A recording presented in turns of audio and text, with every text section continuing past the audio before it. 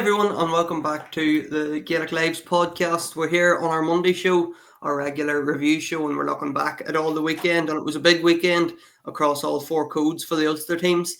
To kick us off, we're delighted to have Jack Madden from the Farney Army podcast, and he's a delighted Monaghan man this morning. They're back on track, and they got back to winning ways at the weekend. So a good win over Cork, Jack, 3-16 to 115 for Monaghan. I'm a delighted Monaghan man at the best time, Sean. But yeah, look, for Monaghan's winning, it's all the better. It's not that long ago last year we only managed to get the better of Dublin in the league and got a win over Meath in the championship. So we've more wins on board in 2025 we had in all of 2024. So it's good to be back on track and a bit of young talent coming into the fold as well. So all in all, we're happy at the minute with how things are progressing under Gabriel Monaghan. Yeah, it's a brilliant start for Gabriel Monaghan. I suppose take the Roscommon game aside, Jack, 3 wins from 4. It's an ideal start really for Monaghan. Yeah, and look, at even going over to the Hyde, there was positives in that performance as well. I think Monaghan were still in the fight coming into the last 5 or 10 minutes, having played into a strong breeze the second half and only managed to kick 1-2 pointer the first half. Was Diarmuid Murtagh kicked plenty of them in the second half that kind of derailed Monaghan a little bit. But I'd mentioned that the fact that we hadn't many wins last year, a lot of the players, actually Killian Lavelle in particular, alluded to the fact that was Monaghan's first win in Clonus against Westmeath in round 2 since 2023. I think the championship game over Clare in June. It would have been summery weather then, a bit different to what we're looking at it at the minute. But Monaghan, they seem to be moving along nicely, and even a few new guys into the fold there. Louis Kelly made his debut against Roscommon in the Hyde. He was thrown in a bit of a baptism of fire there, but he really stood to him well, and he had a great year for True at club level football. So Louis is a guy who's one to keep an eye out for. And funny, Monaghan actually started off, they played the likes of Barry McBennett, and the midfield have stuck with now at the minute is Gav McPhillips and Micheál McCarville, 2 Scottstown men, and Gary Mohan still out injured at the minute. Could maybe be back in the next couple of weeks, but they've been experimenting and trialing and still picking up wins, so it's all well and good, and that obviously helps Gabriel's case. If he was throwing 5 or 6 new guys in, you're losing games, you're looking at a different picture. But it's all about getting the results at the end of the day, and Monaghan have been doing that while testing these new guys out.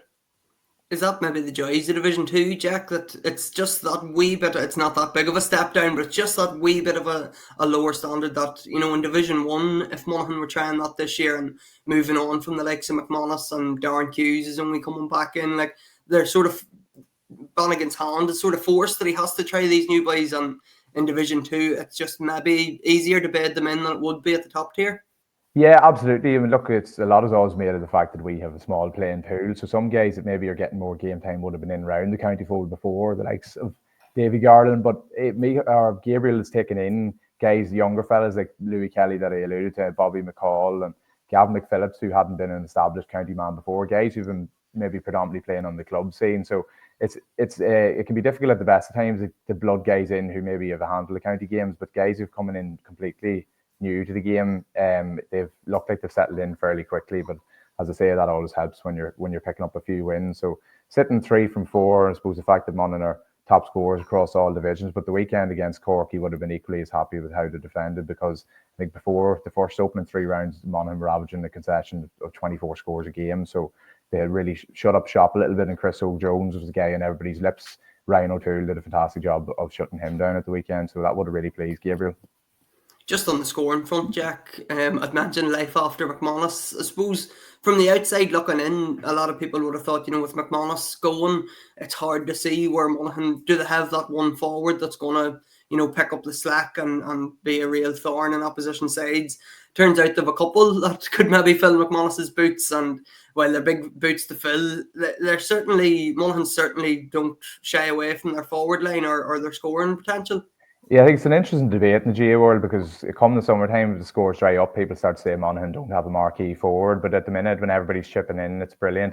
You have Rory Beggan, actually, after the weekend, has moved on to 18 points, and I think he's sitting joint top scorer alongside Davy Garland. And Garland is one of those guys, he's on 212. He's been brilliant for Donegal in the last couple of years, and even had the Sigerson Player of the Year back in 2021, I believe, with DCU. So he's a guy who's really stepped on the next level, and the new rules seem to be suiting him. So Gabriel will be very happy with his progression and how he's sitting into that full forward line. But there, Jack McCarron made his first start of the weekend of the campaign there at the weekend as well, in at full forward. Stephen Mooney had started from Carmarthen, another guy who's new into the fold, a couple of games before that. So they seem to have options, and I'm sure as the league progresses, there'll be a couple more changes in guys introduced. Sean Jones has been kind of in and out of the team. Stephen O'Hanlon there back at the weekend is a big addition. And even positionally, Micheál Bannigan have been kind of playing inside, but he's equally adept playing in that half-forward line as well, and playing more tracking runners and marking up half-back. So Micheál, in his captain this year, nephew of Gabriel's as well, he looks like a guy who's really ready to step on to the next level. And I suppose when we're on the subject of forwards and scores, 9 goals in 4 games, Jack, 7 different goal scorers. Like, Monaghan just seem to have really potential from all angles, and we'll touch maybe on Rory Began after this, and we'll talk more about his points. But the goals at the minute, 7 goal scorers in 4 games, that's really good going. Yeah, and I suppose the fact that Ryan Wiley got forward and got one at the weekend is a separate point too, and that these guys are really able to show their quality, like they're coming forward, and they're not even in terms of goal scoring, but in terms of how they're able to play the ball out of that full back line. Now they have a little bit more space to kick pass and different things. But what was impressive about the weekend, maybe compared to the other rounds before, is how Monaghan managed to put Cork away. Like, you're sitting 3-12, 8 points up, and the talk was that even Monaghan could have had more goals in that first half. You could have had 4 or 5 going out at half time, but they managed to get that bit of a lead up, because I think you're sitting 3-5 to 5 points up at half time, haven't played with the breeze. So if you didn't finish those 3 goals off, you might have been looking at a different picture. But as it was, you're sitting 9 points up, which we know isn't irrecoverable in this day and age either. So the way Monaghan managed to see out that third quarter would have been particularly impressive. As I said, 3-12 to 8 up, and it allowed Gabriel to take off. The likes of Ryan Wiley actually came off at that stage. Stephen O'Hanlon, who was making his first appearance back and had a bit of hamstring issues. So yeah, I think the Cork performance probably the most impressive so far of the campaign. Obviously, the Westmeath game, I think, kicked 2-29 in it, but managed to concede 2-22, and had conceded a couple more goal chances that could have ended up a little bit differently. So the way in which Monaghan managed to see that one out would have really been particularly impressive and satisfying. And just going back to Rory Began's form, Jack, I know we were talking off air, and just Division 1 games have been shown live on TV. Usually the Sunday game reflects on Division 1 games all over social media. It's usually clips from Division 1 games. So we probably don't get to see Began as much as we do Ethan Ralph and Al Morgan or any of these other boys. So how's he adapting to the new rules? 18 points in 4 games. He must be loving life. Yeah, and he's a real experienced head in there now with Monaghan as well. And I think it helps the fact that he has now, as I was saying, Gavin McPhillips and Micheál McCarville as Monaghan's midfield, and the 2 Scots men. You also have the likes of Ryan O'Toole, Conor McCarthy in that back 8, so to speak. So Monaghan do like to push forward on opposition kickouts. Rory's well able to compete, but equally he's those guys around him who can drop off and know his game inside out from a club level through to the county scene. So Rory's playing with a bit of a freedom, but he also plays a little bit more composure than you would have seen in previous years. You know, under Seamus McEnany, he was playing this kind of roving role where he'd be running off shoulders and stuff, but I don't think that's Rory's best suited to it. He likes to sit back in the pocket, maybe pick out passes in that full forward line, and that's the kind of thing you don't see in the terms of stats and maybe the assists and stuff he's getting, and finding the likes of Garland on the sixpence in that full forward line for Monaghan is a crucial aspect of Rory's game. But at the minute, like, it might come to change, but the 2-point frees are absolutely crucial to Monaghan and to Rory as well. Like, he's been punishing teams left, right, and centre. So as we're saying, sitting on the 18 points, top scorer in the league, it doesn't come about for no reason. And Jack, just before we let you go, I think Meath beating Roscommon has sort of flown everything up in the air in Division 2, and Division 2 has been mental so far this year. How big is promotion for Monaghan? I know they still have Meath to play. I think they've Louth and Down as well in their last couple of games. So how big is promotion? Would it be a disappointment if they don't get back up? Is it important that they do get back up, or how do you see the whole promotion stand?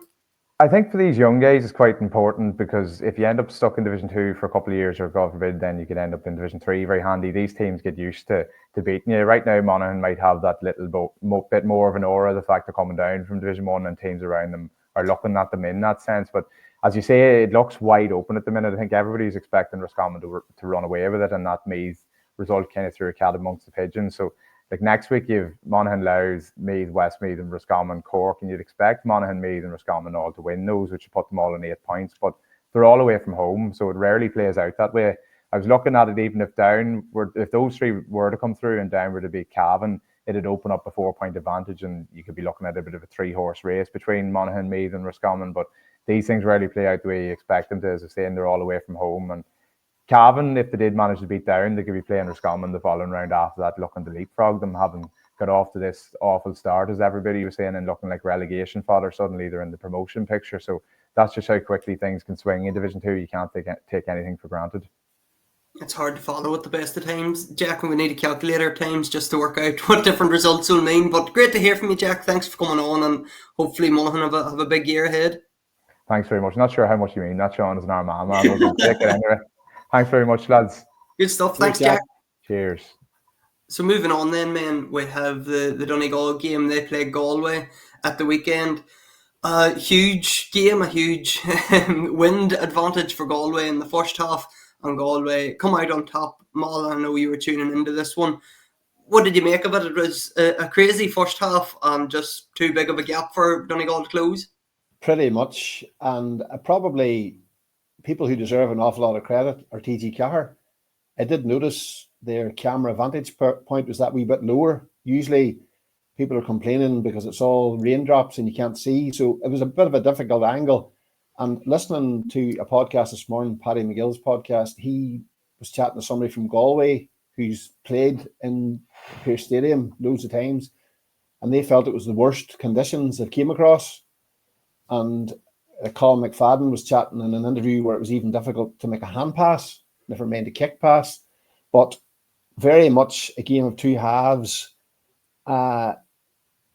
Interestingly, Donegal won the toss and opted to play against it. It came across on that podcast as well. So a difficult one to get your head around.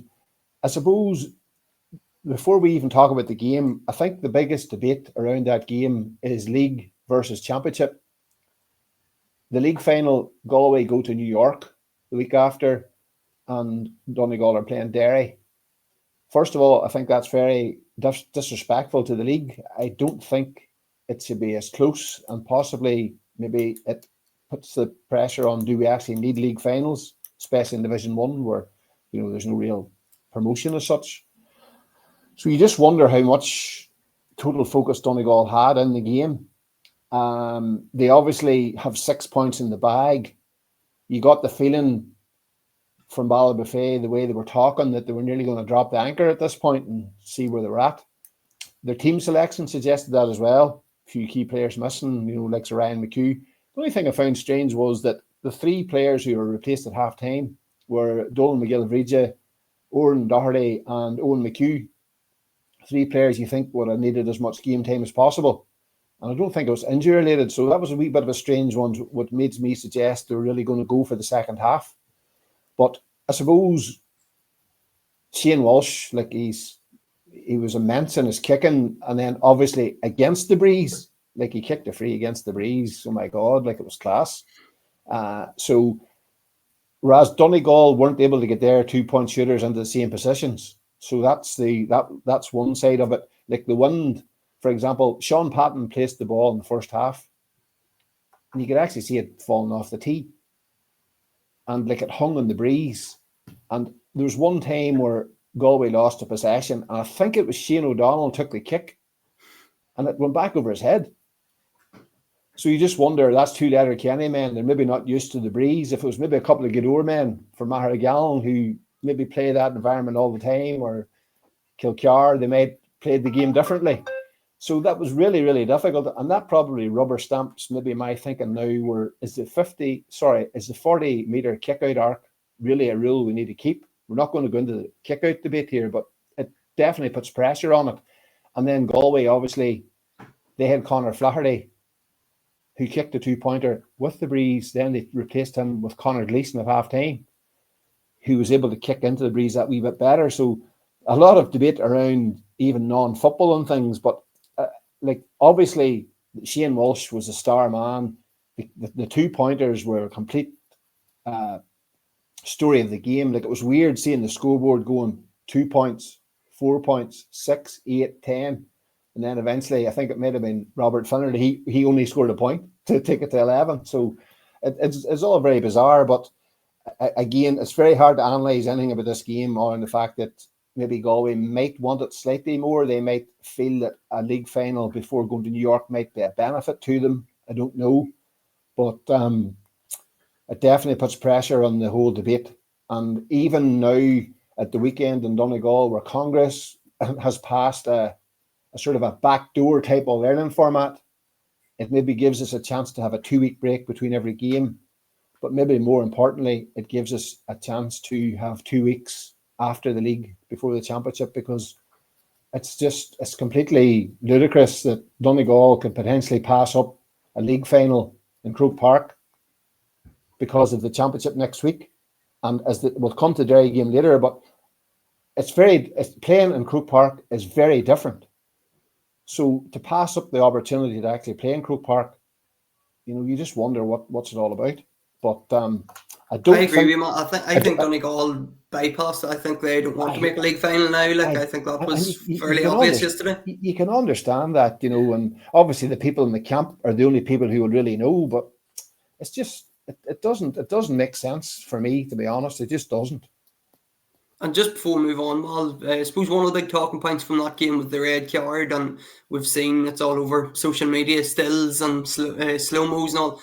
I didn't think seeing it live it was a red card. I thought he was going shoulder to shoulder. This was Matthew Tierney's collision with, I think it was Hugh McFadden, and McFadden sort of ducked down, I think, which I still don't think he made contact with the head. So I thought it was a very harsh red card. What did you make of it? When you see it in the replay, I definitely thought it was harsh. Like if you watch match today on a Saturday night, you see VAR, and Everton should have a penalty and stoppage time, but that's another point. But they don't have the opportunity. They don't have that chance that we see. So, and again, refereeing is all about angles. It depends what angle you see. And the linesman maybe had a different angle, and that's what he's going on. But on the replays, it definitely felt harsh.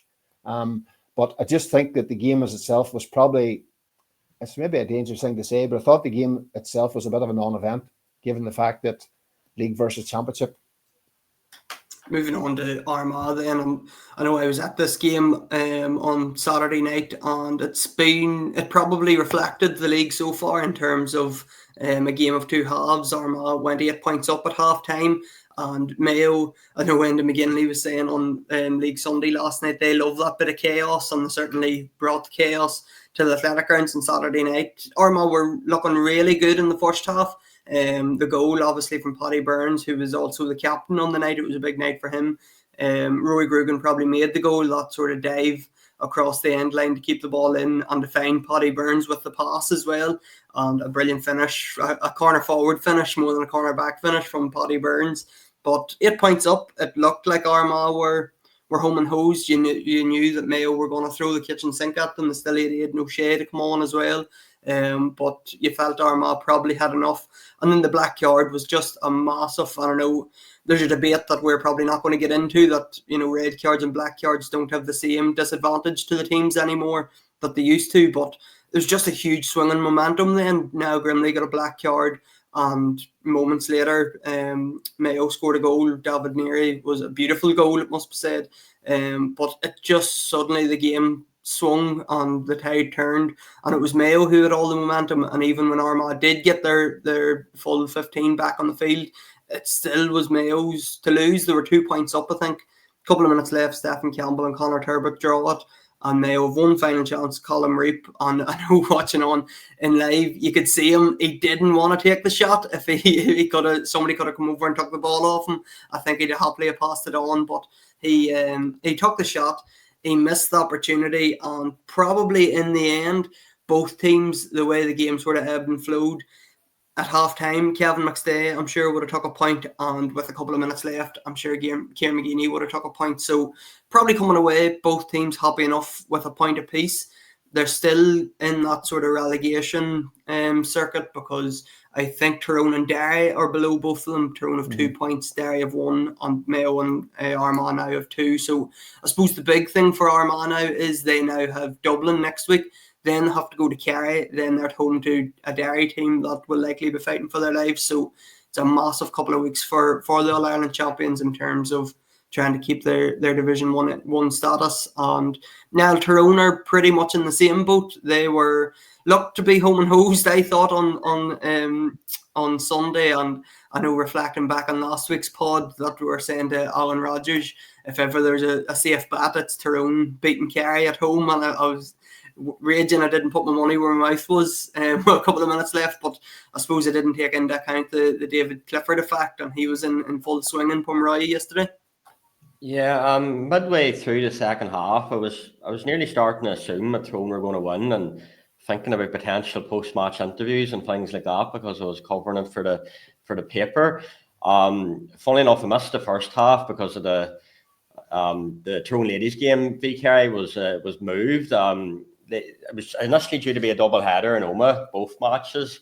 Then obviously on the Saturday, the men's game was moved to Pomeroy. Then on Sunday morning, the Tyrone ladies game was moved from Armagh to Galway. It went ahead 45 minutes later than scheduled. So it was a hell of a day, really. It was a bit of a rush for myself to get from Galway to Pomeroy, and I caught the second half is what I'm getting at here, Sean. But yeah, geez, everything just seemed to be, it was smooth. It was plain, it seemed to just be plain sailing for Tyrone in the third quarter. Dar Canavan playing in his first Tyrone game of the year, scored a cracking goal. It was just typical Dar Canavan. He was on to it in a flash and rifled into the top hand corner of the net, and you're thinking, geez, things are going well here. Then Mark Bradley scored, he had a penalty, and it was saved initially, then he knocked in the rebound. Kerry had 2 men black carded, including a certain David Clifford, and you're thinking, this is great. From, I know I'm a journalist and whatnot, but at the end of the day, I'm biased, and I wanted Tyrone to win. And then it just seemed to go wrong. For whatever reason, Kerry started to dominate the middle sector. I suppose he laid the platform. Paddy Clifford had a great game. I saw one of the Kerry journalists put up a stat that he had 55 possessions. I think that the Kerry journalist couldn't remember the last time a footballer from the county had that many touches in a single match. And then obviously David Clifford cracked in 3 goals, 2 of which were late on, and he took them absolutely brilliantly. You have to hand it to him. Brilliant finishes. I know there's a few question marks, but maybe the defence could he have done anything, and that's obviously something to be looked at. And I suppose one of the things I noted after the match was that Malachy O'Rourke, he just didn't seem particularly happy. Malachy's a lovely fella, but I suppose he had a couple of grievances to get off his chest. He wasn't happy with the refereeing performance, and like myself, he admitted he was biased, but he said that he seemed like the 50-50 calls didn't really go Tyrone's way. He felt that I suppose the black card situation reared its head again, where he felt like it didn't actually advantage Tyrone at all. Maybe it's something the FRC will look at. He also he doesn't seem to be particularly fond of the new kick-out rule, where it has to obviously go beyond a certain distance. He feels like it makes every kick-out a 50-50. Takes a wee bit away from maybe the skill of restarts and whatnot, so he did cut a frustrated figure after the game, which is understandable given the scenario Tyrone now face themselves in, that unless they win 2 of the final 3 matches, they'll likely be relegated, and it's a big ask of Galway, Donegal, and Dublin coming up. Yeah, that's 3 huge games for them. I know we spoke about relegation last week, but I suppose just on the black card, now, what did you make of David Clifford's? Again, it's a bit like Matthew Tierney's red card. I wasn't convinced, but I think I could have a bit more sympathy for the referee this time, because I suppose 2 players are sort of lunging in for the ball. The throw man gets there first, and it's maybe back to that bit of a soccer debate of who gets the ball first and was there contact. So did you, in live time, did you think David Clifford deserved his black card, or what did you make of it? Well, I'm not sure, to be honest, and the reason I'm not sure is because of the press facilities at Pomeroy. We were all perched in the new pavilion, and it's an absolutely brilliant pavilion. Full credit to them, like one of the best you'll see. And I've noticed even online a lot of Kerry people congratulating Pomeroy and their facilities and hospitality and things like that. But basically, for change, covering a match, you're usually in a central position in one of the sides. On this occasion, it was behind the goals. So I didn't get a great view of it, in all honesty, Sean, and I didn't watch back the highlights or anything like that. So I'm going to avoid the temptation to say, oh yeah, David Clifford totally deserved his black card. I'm not 100% sure. But I suppose the wider point is that whether or not it made any concrete difference in the end up anyway, Malachy O'Rourke firmly believed to give Tyrone no advantage whatsoever. The Kerry didn't just have 1 man black carded, but 2. And Clifford came back on and banged home two more goals to complete a brilliant hat-trick, and it's the first time we've seen up close probably the David Clifford effect, where you see all the Kerry Williams run after him after the game, and he's a great ambassador, to be fair to him. Yeah, it was great seeing that in tally. As soon as the final whistle goes or the hooter goes, everybody shoots onto the field, and he needs a new pair of gloves every week, I'd say. Yeah, he's a phenomenon, and he carries himself very well, so fair play to him. He doesn't seem to have let the whole thing go to his head, put it that way.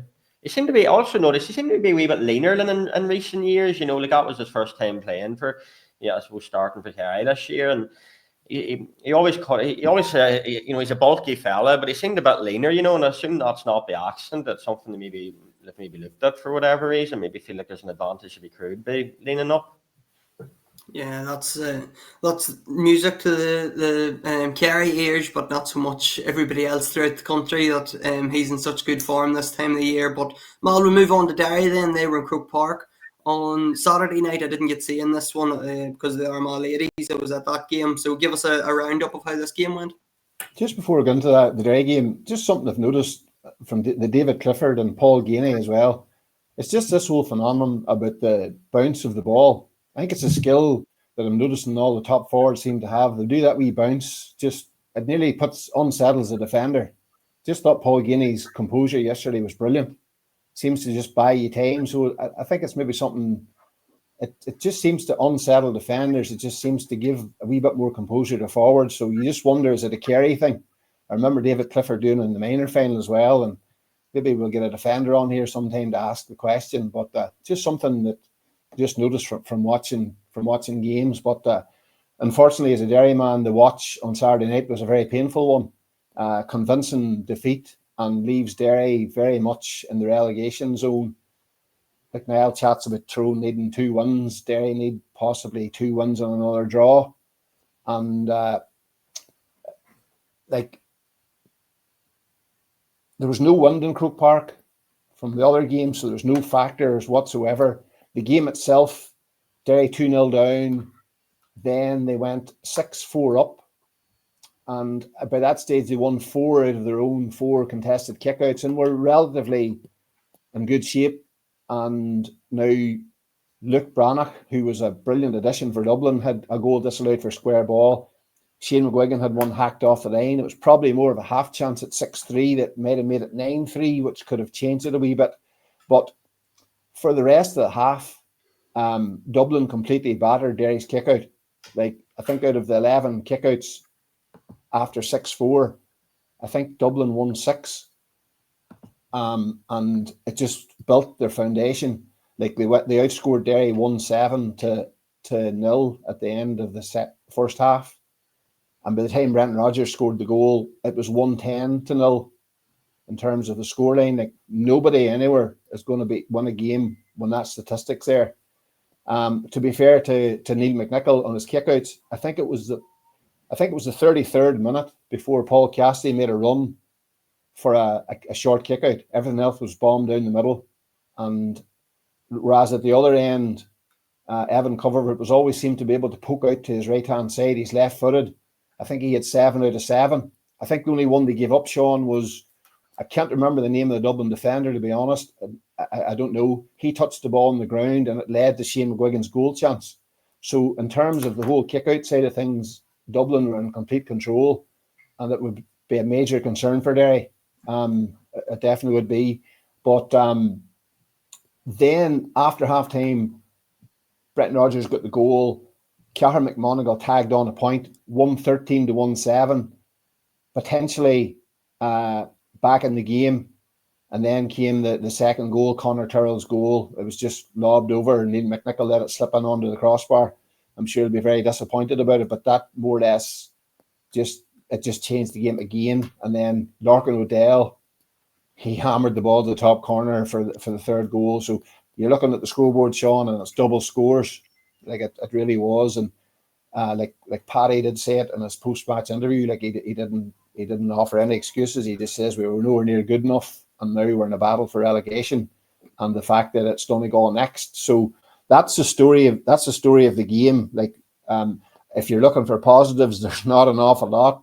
Marty Bradley at cornerback, his second league start, probably acquitted himself fairly well. He probably didn't deserve the second goal to come off his turnover, but it probably should have been saved anyway. But Cahir McMonagle up front shows a few glimpses of somebody who could offer something. He's got the cut of a footballer up there that maybe something that you can get something out of.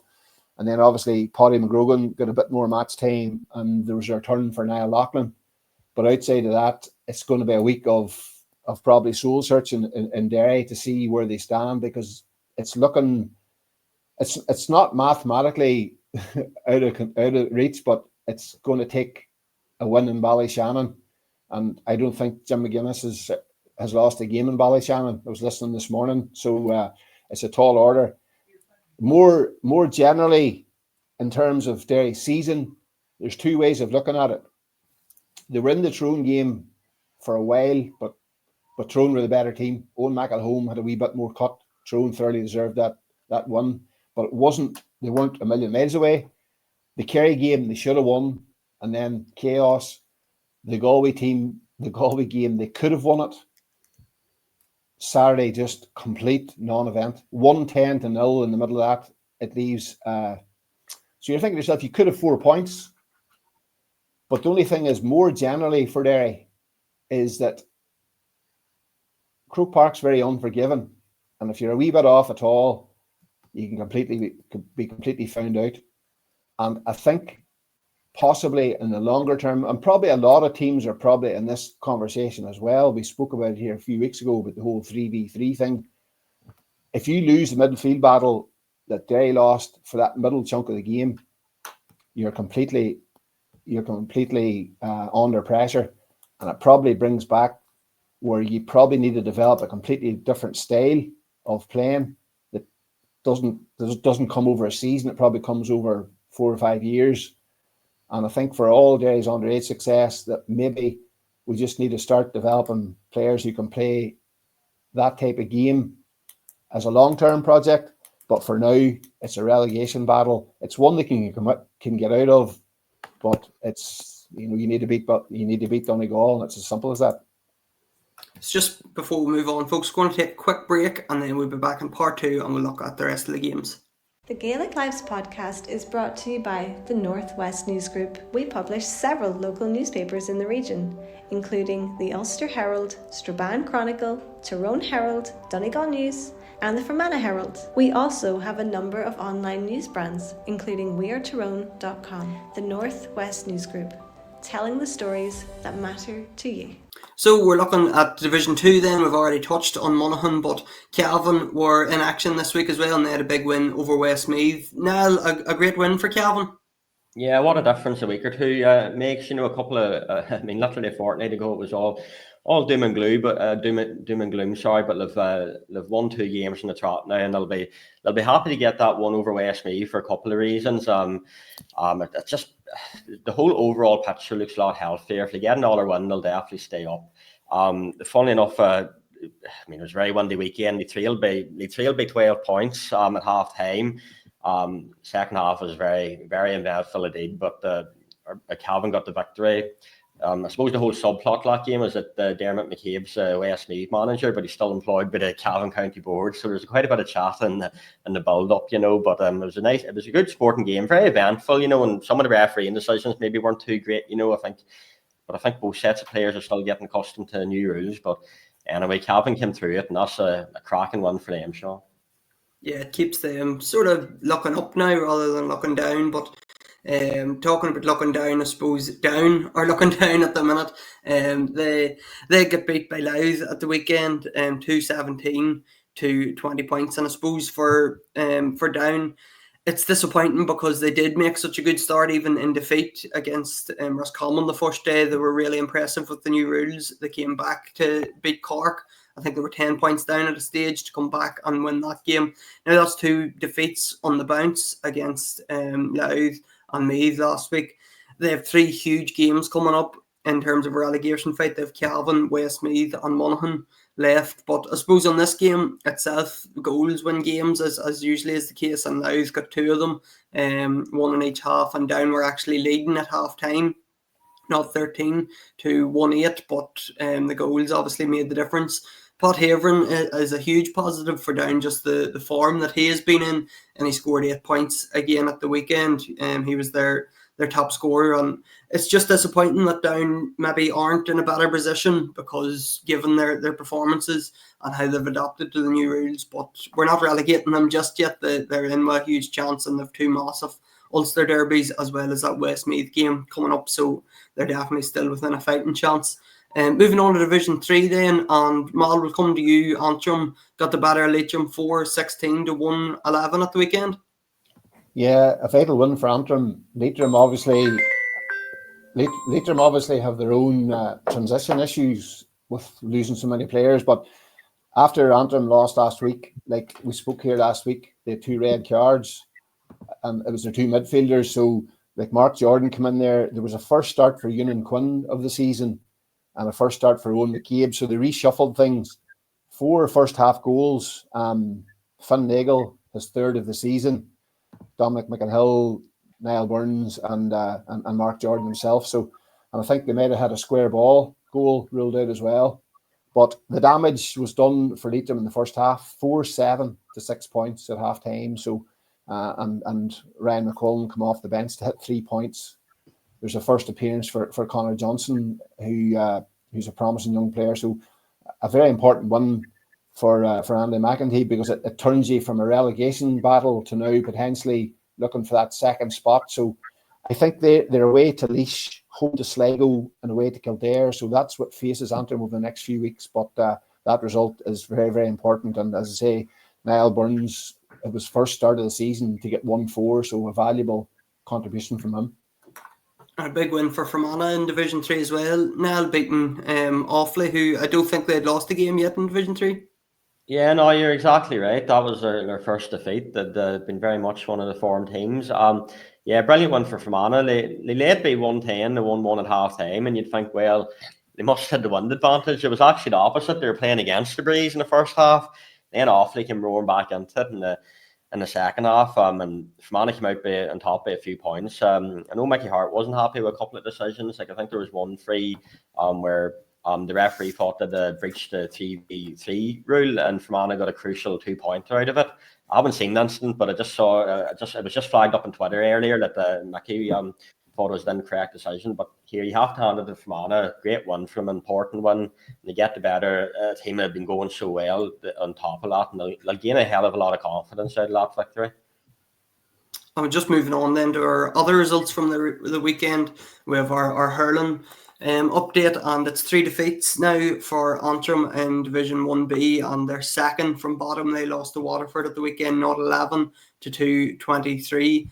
In Division 2 then, Derry, it's a 3rd defeat as well for them. They lost to Kildare, not 17 to 2-25. A huge win for Donegal. Kerry 5-14 to 3-16. It's a first ever win for Donegal over a Munster side in hurling, so an unbelievable victory for them. Liam McKinney was one of the main men. He scored 2-3, while Conor Gartland, Peter Kelly and Rory Campbell also got the goals for Donegal. Monaghan then, they picked up their first win of the season. They beat Warwickshire 3-19 to 0-16. Niall Gartland scored 1-7, while Shane Slevin and Emmett Walsh also hit the net. In terms of the ladies then, Armagh beat Mayo to go to the top of Division 1. They won 2-14 to 1-10 with Niamh Henderson getting both their goals. Tyrone suffered a 4-5 to 1-7 defeat at the hands of Kerry, and in Division 2 Monaghan also lost to Cork 1-9 to 1-3, while Donegal continued their unbeaten run, and it was a last minute goal that saved them. Jodie McFadden hit the penalty in the 72nd minute to ensure they got a draw against Roscommon, not 10 to 1-7. Also in the ladies then, an Eve McClory goal was the key score for Down as they beat Louth 1-18 to 1-6, while Calvin tasted defeat to Wexford 2-5 to 0-9. In Division 4, Antrim are flying high at the top of Division 4. That's their 5th win of the season, 3-8 to 1-10 over Leitrim, while Wicklow proved too strong for Derry, and it was 3-16 to 1-6. Camogie roundup then, Down beat Westmeath 2-11 to 1-5 in Division 1B. That was 2 second half goals for Down to claim victory there. 2 goals from Katrina Dobbin helped Antrim beat Limerick 2-10 to 0-7, while Derry got the better of Carlow with 3 points, the difference in the end, 113 to 13, and Armagh and Tyrone both suffered first round defeats. On to our highlights then, men, and we've covered most of this. Nell's player of the week was Shane Walsh, and we spoke about him beforehand. Roy Grugan was mine, and as it said, just the way he kept the ball in for the goal on his 4-point tally on the night was a brilliant addition, especially having missed the Donegal game. Mal, you went for Nell Burns of Antrim for your player of the week. Yeah, 1-4 on a day when Antrim were missing a couple of key players, and it was his first start, and all of a sudden then potentially they have a wee bit of depth in their squad now, Niall, but an excellent return. 1-4 any day of the week is very noteworthy. And the result of the week, I went for Fermanagh just because of the fact that Offaly hadn't been beat yet. Niall, you went with the Monaghan result, a big win over Cork, and Jack Madden spoke a good bit about it at the start of the pod. Yeah, just given the fact they've been going so well generally, Monaghan, that's another good one for them, because I wasn't sure how they get on in Division 2 this year. Obviously there's a wee bit of a transition there, and Conor McManus is retired, new management and everything else. But I'm sure as Jack was talking about earlier, they're very happy with how things are going under Gabriel. It's good to see.